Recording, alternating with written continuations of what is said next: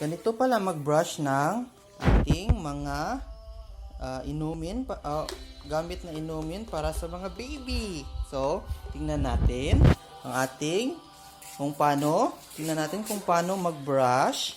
So, ganito lang po ang gagawin. So, ipapakita po ni Madam Dani ang ating pagbabrush. Okay. Wag nilabot day.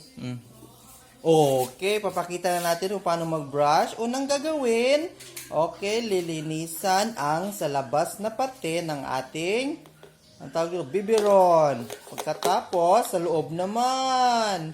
Wow, very good ni Baby Dani. Oy. Serious kaayo, madam? Madam Buranday. Madam Buranday, nagbabrush? Agoy, wala. Wala ka, very good mag-brush pa na among Baby Dani, uy. Okay, Madam Buranday is in the house. Isa pa man. Mo na to? Finish na? Ha? Lain na po? Brush bugag lain dito? Dili, okay, dili. So, hindi pa pala tapos ang ating ginagawa.